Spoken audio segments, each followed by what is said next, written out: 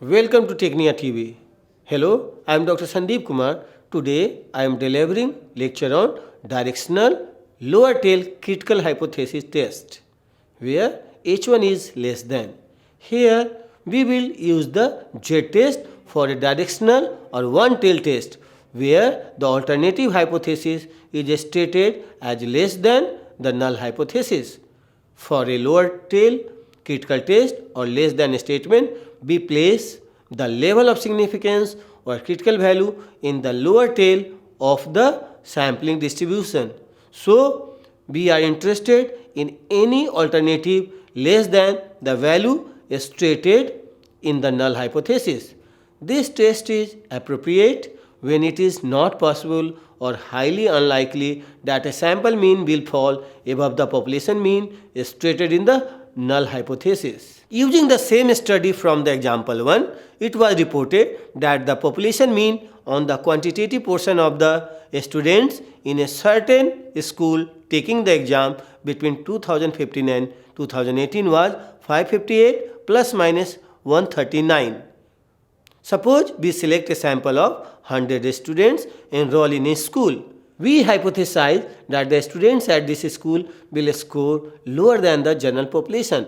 We record a sample mean equal to 585, same as measured in our earlier examples. Now compute the one independent sample Z test at 0.05 level of significance. Now I am explaining the step 1.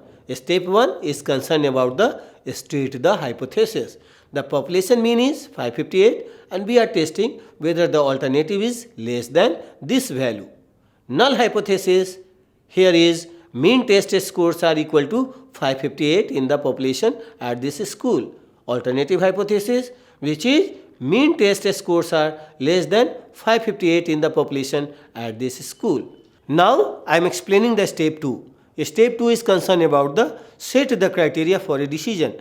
The level of significance is 0.05 which makes the alpha level equal to 0.05. To determine the critical value for a lower tail critical test, we locate the probability 0.05 towards the tail in column C in the unit normal table. The Z score associated with this probability is again Z equal to 1.645. Since this test is a lower tail critical test, we place the critical value the same distance below the mean. The critical value for this test is Z equal to minus 1.645. All of the alpha level is placed in the lower tail of the distribution beyond the critical value. Figure shows the standard normal distribution with the rejection region beyond the critical value. Now I am explaining the step 3 which is concerned about the compute the test statistics.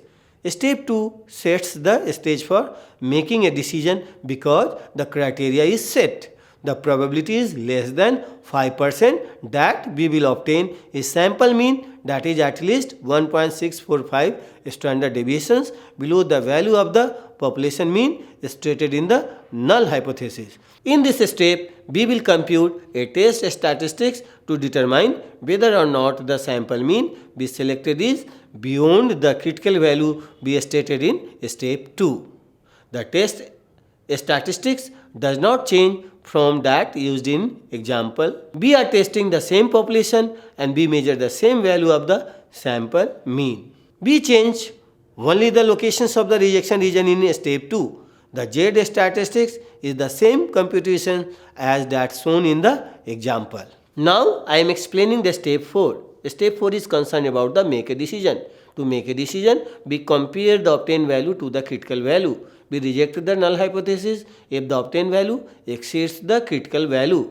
Figure shows that the obtained value Z obtained equal to plus 1.94 does not exceed the critical value. Instead, the value we obtained is located in the opposite tail.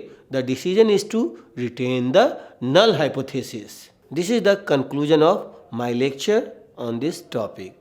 Hope you will find it beneficial. Watch and subscribe Technia TV for more lecture on research methodology.